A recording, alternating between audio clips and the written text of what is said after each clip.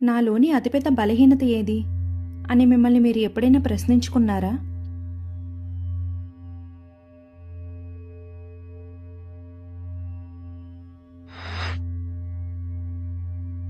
బహుశా తనని తాను తక్కువగా చూసుకోవడం అనేది మనకున్న అతిపెద్ద బలహీనత అనాలి. చాలామంది ఫిలాసఫర్స్ ఒక మంచి సలహా ఇస్తూ వస్తున్నారు, నిన్ను నువ్వు తెలుసుకో. కానీ మన చుట్టూ ఉన్నవాళ్ళని చూస్తూ నీలోని లోటుపాట్లను మాత్రమే తెలుసుకో అని దీన్ని అర్థం చేసుకున్నట్టు కనిపిస్తోంది. మనలో ఉండే అసమర్థతలను తెలుసుకోవడం మంచిదే, దానివల్ల మనలో మెరుగుపరుచుకోవాల్సిన విషయాలు మనకి తెలుస్తాయి.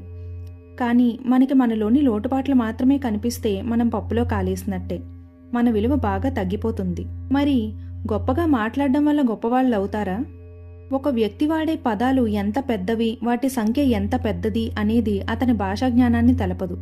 అసలు ముఖ్యమైంది మాట్లాడే వ్యక్తి పదాలు అవతలి వారి ఆలోచనల మీద చూపించే ప్రభావం. మనం పదాలలో గాని పదబంధాలలో గాని ఆలోచించం, మనం చిత్రాల రూపంలో, ఊహల రూపంలో ఆలోచిస్తాం. పలికినప్పుడు గాని చదివినప్పుడు గాని మనసు దానంతటా అదే విన్నదానిని మనసులో చిత్రాలుగా మార్చుకుంటుంది. మీరు మీ టీంకి మనం ఫెయిల్ అయ్యామని చెప్పడానికి నేను బాధపడుతున్నాను అని చెప్పారనుకోండి, అప్పుడు వాళ్ళు ఏం చేస్తారు? విఫలమనే మాట అందించే నిరాశను చూస్తారు. కానీ దానికి బదులు మనం మరో రకంగా ప్రయత్నిస్తే ఫలితం దక్కుతుందనుకుంటున్నాను అన్నారనుకోండి, వినేవాళ్ళకి ప్రోత్సాహం కలుగుతుంది. అసలు విషయం ఏంటంటే, పెద్ద ఆలోచనలు చేసేవాళ్లు సానుకూలతనే ఆశావాదాన్ని, భవిష్యత్తు గురించిన ఉత్సాహాన్ని కలుగజేస్తారు. గొప్ప ఆలోచనలు చేయాలనుకుంటే మనం గొప్ప సానుకూలమైన మానసిక చిత్రాలను సృష్టించే పదాలను ఉపయోగించాలి.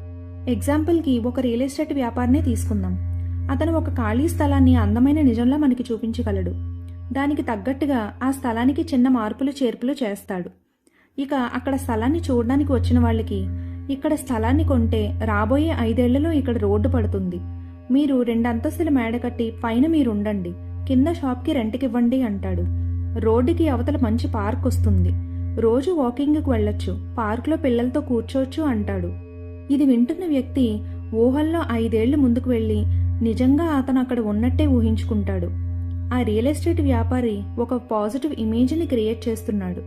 ఒకడి దగ్గర ఏముందనేది ముఖ్యం కాదు, అతను ఎంత ఎక్కువ సాధించేందుకు ప్రయత్నిస్తున్నాడనేదే లెక్కలోకి తీసుకోవాలి. ఉన్నదాన్ని కాకుండా ఉండగలదాన్ని చూసే శక్తిని పెంపొందించుకోవాలి.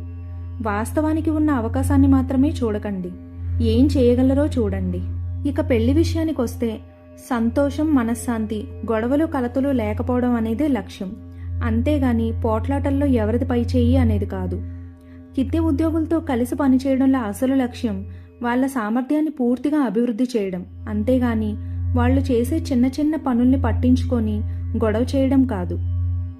చిన్న పోరాటాల్ని గెలిచి పెద్ద యుద్ధంలో ఓడిపోవడం కన్నా చిన్న పోరాటంలో ఓడిపోయి పెద్ద యుద్ధాన్ని గెలవడం మంచిది.